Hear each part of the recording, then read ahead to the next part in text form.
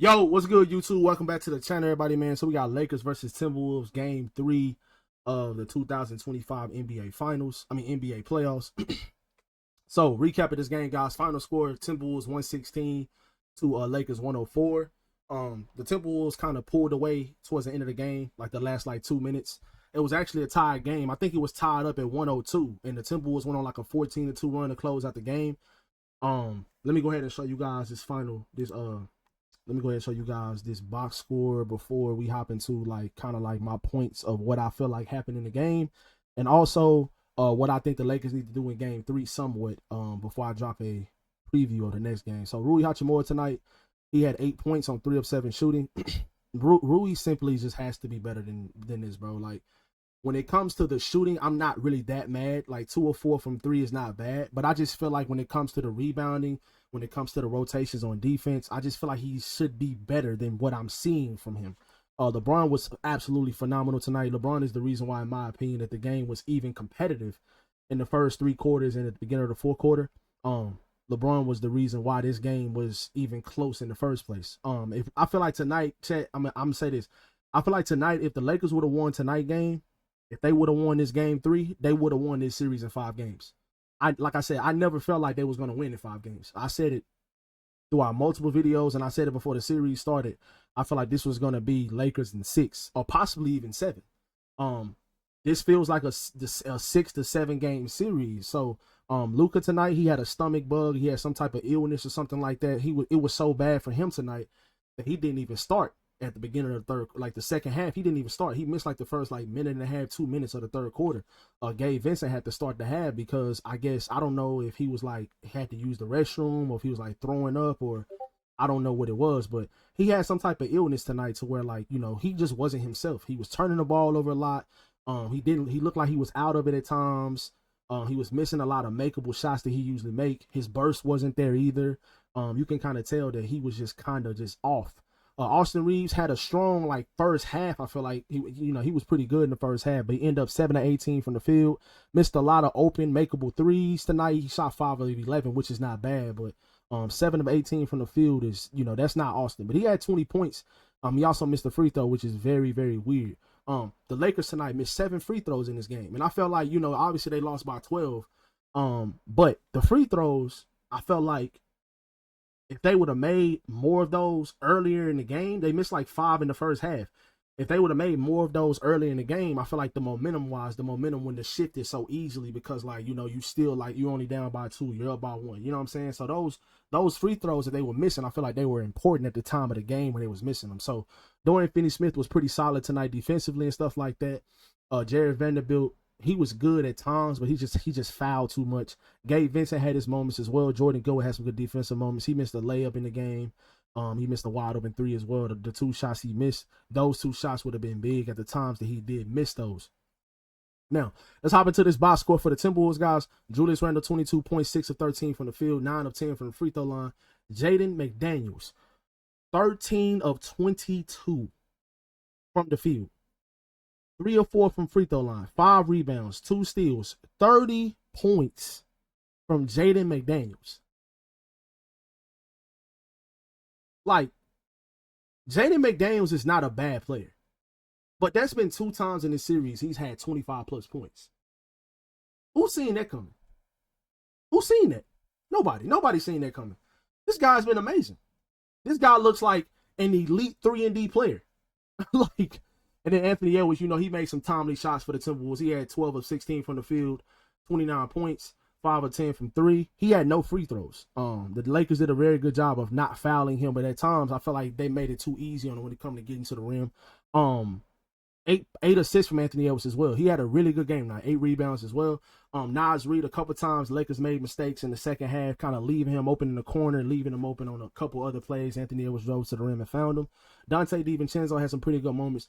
But overall, man, the difference in the game was Jaden McDaniels. That's the difference in the game. That is literally the difference in this game. Now, I think the Lakers are about to win 3 straight. That's my first point in this series. In this video, I legitimately believe the Lakers are about to win 3 straight. I think, hopefully Luka feels better next game. We'll see how he's doing. But if Luka is Luka, the Lakers win this game. That's another thing, because a lot of the plays, and another thing, guys, before I get into what's wrong with Luka, what Luka did wrong in this game, the Lakers had 16 turnovers, and Luka had 5 of them. Luka had 5 turnovers. Now, Luka has been up and down with his turnovers this season, and just as a player in his career so far. But like, I feel like a lot of his turnovers tonight just came from, he was just like, it just seemed like at times he was just out of it. You know, he would drive to the rim. He would drive to the rim at times, and he would just get stuck. He would pick his dribble up, pump fake, shot fake, ball fake, and he would just pivot and look for somebody to cut or look for somebody to pass the ball out to. And by the time he does all that, the Lakers got 5 or 6 seconds left on the shot clock to shoot the ball. He did that multiple times, and that most of the time that didn't even count as a turnover for him.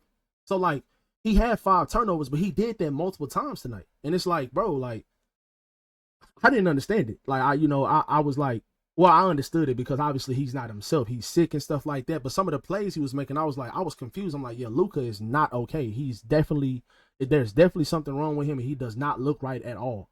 So I knew something was wrong when he didn't come out and start the second half. When he didn't come out and start the second half, I knew for sure that was a problem. So, but just a lot of times tonight, the Lakers just turned the ball over so many times and got the Timberwolves so many easy shots and easy points.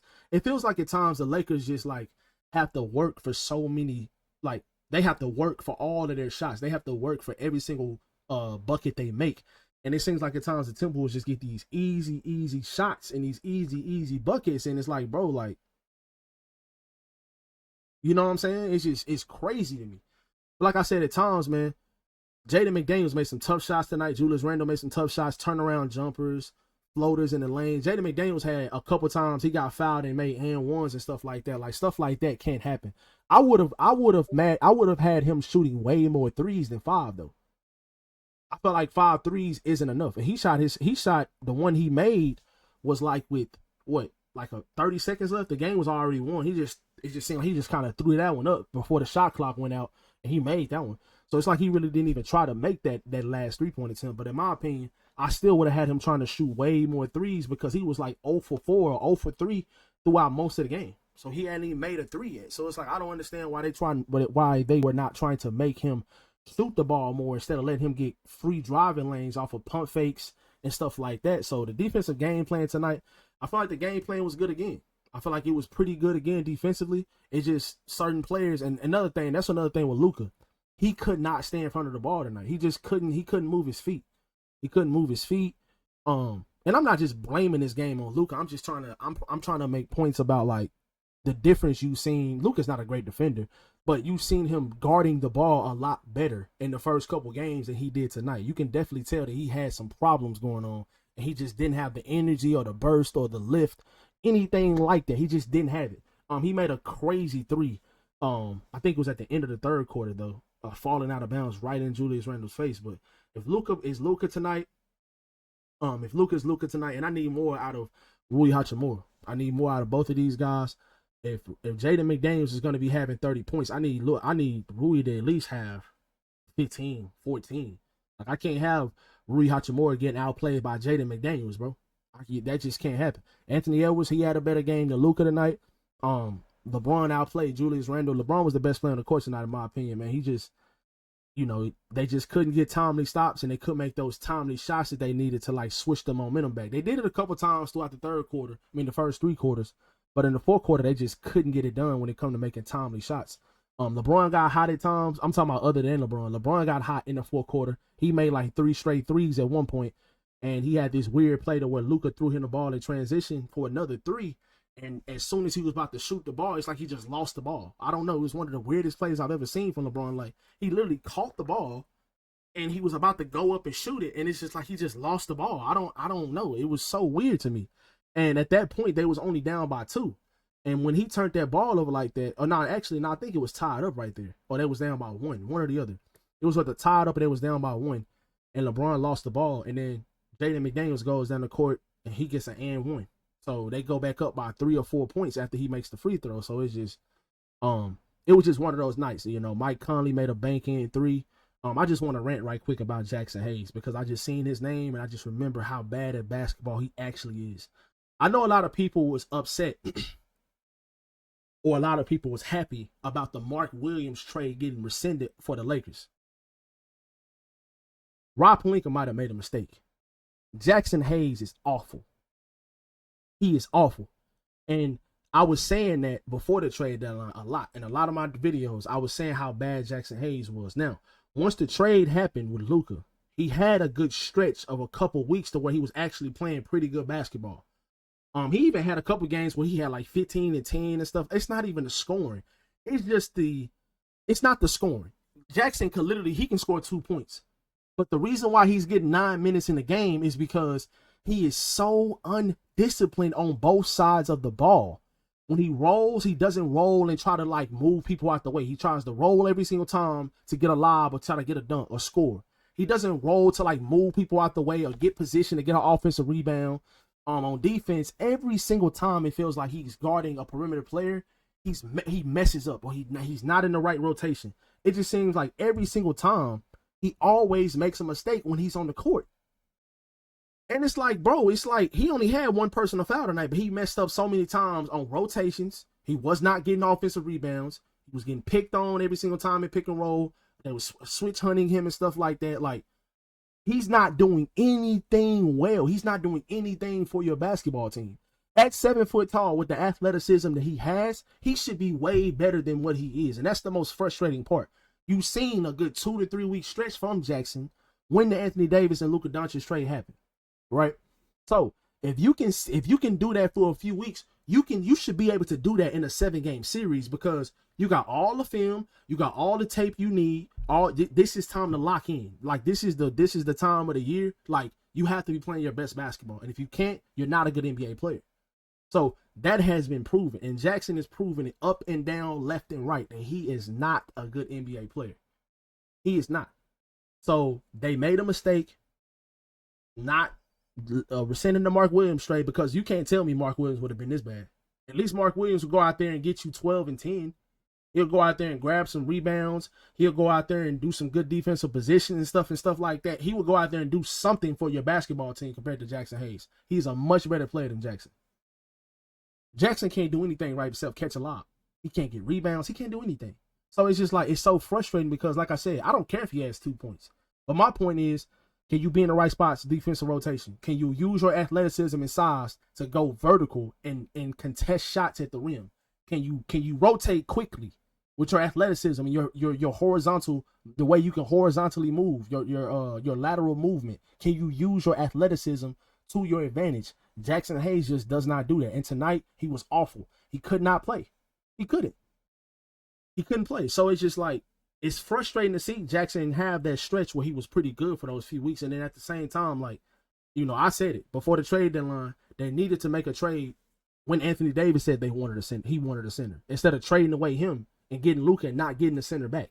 If Maxi Kleber was healthy, he probably would be starting for this team. Jackson, hey, that's how bad Jackson is.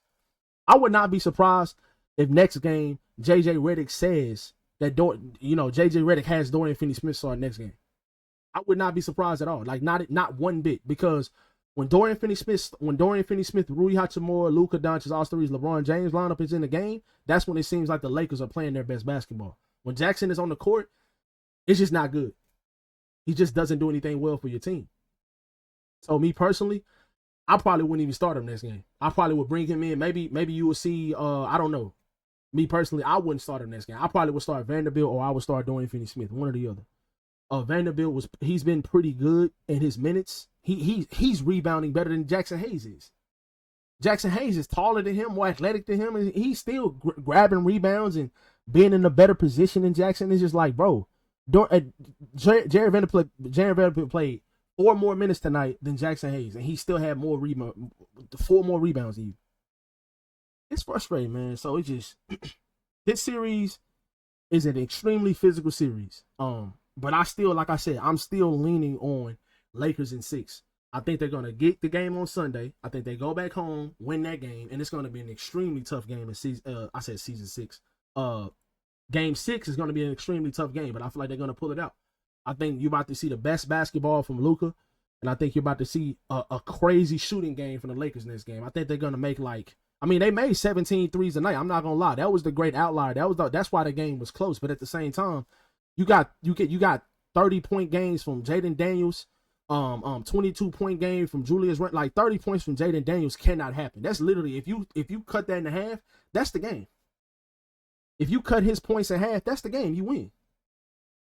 So it's just like, obviously, and Luka wasn't Luka tonight. And some of the points that Jaden McDaniels got tonight were in transition from Luka's mistakes, turning the ball over, air balls, bad passes and stuff like that. So a lot of those points came from in transition, from him being open and stuff like that. And he did make some tough shots too tonight. He made some tough shots. He made some tough contested layups, floaters, little pullers, little leaners and stuff like that. So he made some tough shots tonight. But just in general, guys, I think the Lakers are still going to win this game or win this series in 6 games. I don't think it's going to go 7. If it does, I definitely have the Lakers winning. But I still got the Lakers winning this series. I know they're down 2-1 right now, but I feel like they are okay. They just have to win on Sunday. Sunday is a must-win game. I'm not going to say it's a must-win, but Sunday you have to win that game. I think you win that game on Sunday, and I think you go back into Crypto.com Arena, and you win that game as well in game 5. So, frustrating game tonight for sure, man. But I think Lakers bounce back on Sunday. Let me know how you guys feel about tonight's game and how the Lakers respond in the next game on Sunday. Let me know in the comment section below. Hope you guys enjoyed today's video. If y'all do, y'all be sure to drop a like and subscribe to the channel, man. And I'll catch you guys in the next one. Peace.